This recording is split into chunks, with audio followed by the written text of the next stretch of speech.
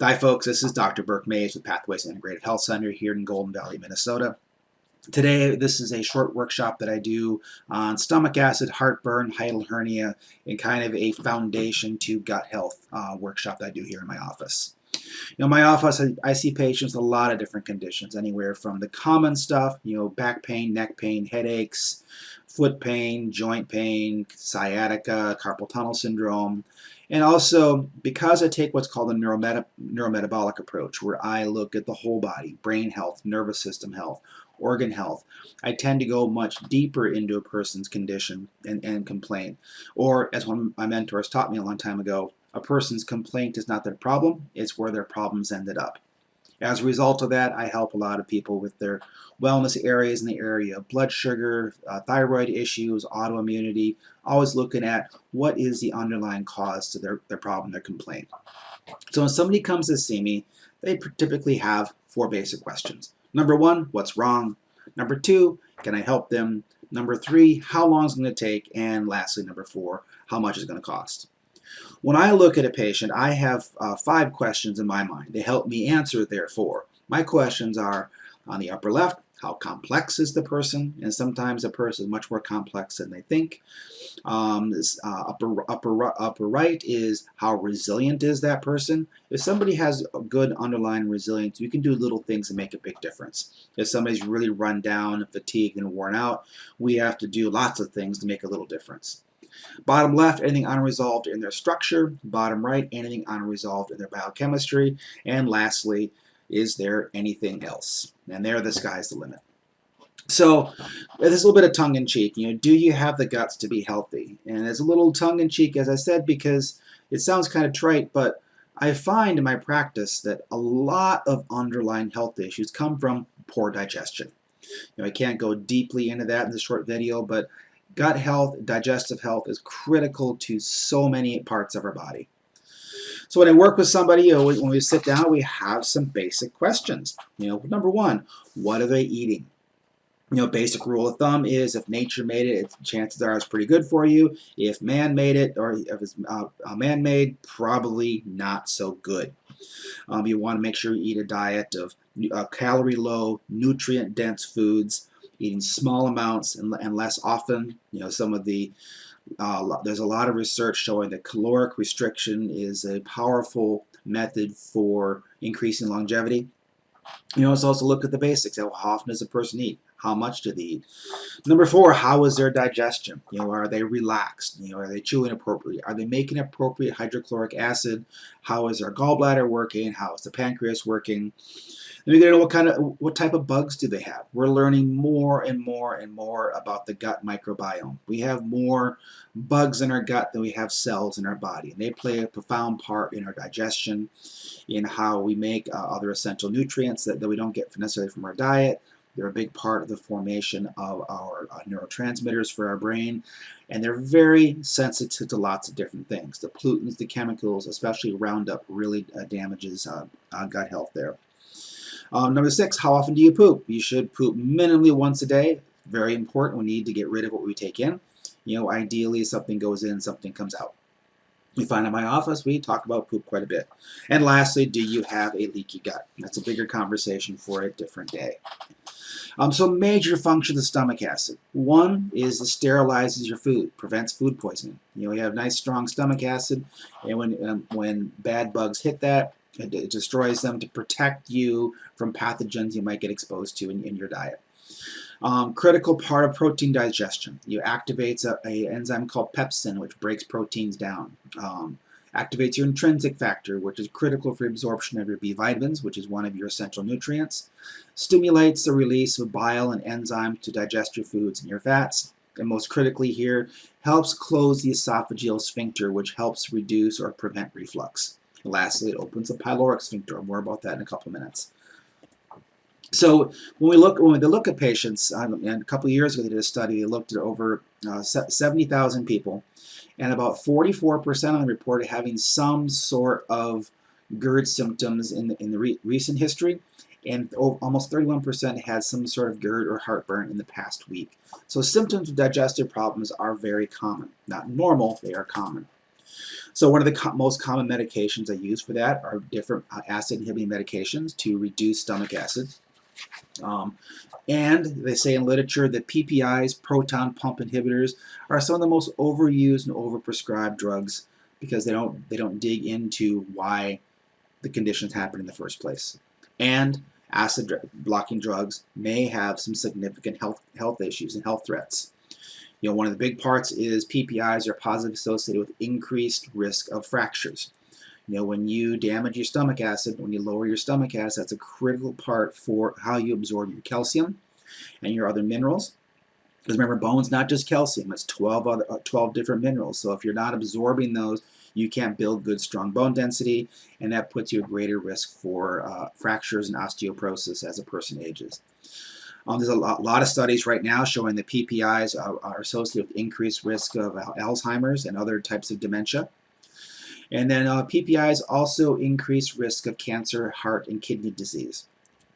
And also gastric reflux, where you are having where acid is refluxing up into your esophagus, also damages your lung tissues. And we'll talk more about in a moment how PPIs are connected with that.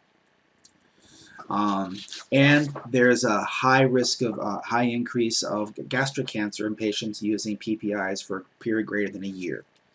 So a little bit of basic physiology. The pH of normal stomach hydrochloric acid is approximately 0.8. If you're familiar with that, that is a very, very strong acid, which is 3 million times more concentrated than arterial blood.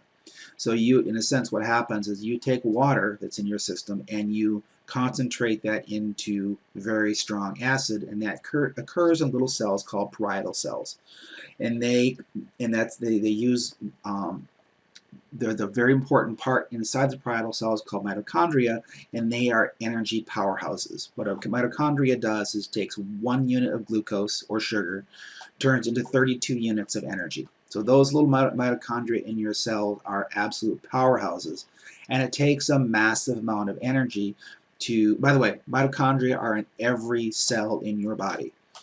Probably the highest area of mitochondrial activity is your gut, in your heart, and in your brain. Your brain, as a side note, is the most nutrient-dependent, energy-dependent organ in your body, and is also the most sensitive organ in your body. But to turn water into essentially battery acid requires a lot of energy. They say about 1,500 calories per liter of gastric juice. So very energy dependent. And back to mitochondria, we know in literature that all toxins reduce human energy or mitochondrial efficiency. Toxins cause poor energy production. And toxins, both natural and synthetic, will disrupt mitochondrial function, so your ability to take that 1 molecule of glucose into 32 units of energy is severely impeded or impaired. So toxins will impair HCl formation. So in my office, a big thing I do is I do a lot of what we call support for hepatic biotransformation. I don't like the word detox because it's really used poorly a lot. Hepatic biotransformation is much more complex than drink this tea, take this 1 tablet, do this foot bath, drink this water with something added to it. You really have to support all body systems to support the elimination of toxins from your body. In my office, I do a lot of support with that. And in my office, I use, and if you look here on this chart, this shows all the areas you have to work with. You have to cleanse the blood, you have to clear out the lymph, you have to support the liver, the gallbladder, the pancreas, the kidneys. All of those need good support, and those are very nutrient dependent. So I use functional foods to support toxin elimination, plus clean proteins, and I get organic fruits and vegetables for about 7-10 days. Now, why have organic vegetables? Pretty simple. We want to organic vegetables have lots of nutrients, vitamins, minerals, fibers to support the good gut biome. Also low in chemicals that are going to affect your gut biome. Very commonly, there's going to be what we call a hiatal hernia, where there's kind of a bulge up to the diaphragm, contributes to heartburn, and that can very often be if the stomach is bulging up. Very often a person responds beautifully just by traction it down, and skilled practitioner can do that very easily. Successful a large majority of the time. You also, as a person, you can do that yourself. You kind of simply come up under your rib cage, dig into your tummy and traction down, straight down, off to your left and to your right as you take deep breaths. Sometimes that can help take care of that on your own. So back to major functions of stomach acid. The big one I want to talk about here for a moment is number 6, where it helps close off that esophageal sphincter, prevents reflux. The lower esophageal sphincter, and that is a ring of muscle at the bottom of your esophagus, at the top of your stomach, responds to acid in a dynamic fashion to increase pressure on that sphincter. Basically, elevated stomach acid causes that sphincter to contract, keeping the contents in your stomach where they should be. This restates it again. It's that acidification of the gut or of the stomach is shown to increase lower esophageal pressure or sphincter pressure, which causes and creates a barrier against reflux. So a common thing I'll do in my office, if we suspect they have low stomach acid, we have them do an HCl challenge. First day, you take 1 tablet of betaine hydrochloride, which is basically the basics for hydrochloric acid, usually about 600 milligrams after each meal. If you have good adequate stomach acid, you might get a little bit of a little warming sensation in the stomach, and there you don't have to go any further. If somebody's really low on stomach acid, you'll need more. So on day 2, you take 2 tablets with each meal. And you continue increasing by 1 tablet per day until you get a warm sensation in your stomach, or you hit 6 tablets per meal. Now, really important, as that gut health improves, you'll require less and less supplemental HCl. You won't need it. So you might be taking 4 with meals, and after a little bit, you notice stomach gets a little bit warm. You reduce your dose a little bit, now by 1 tablet, until eventually, if all other factors are taken care of, you can actually get by without it.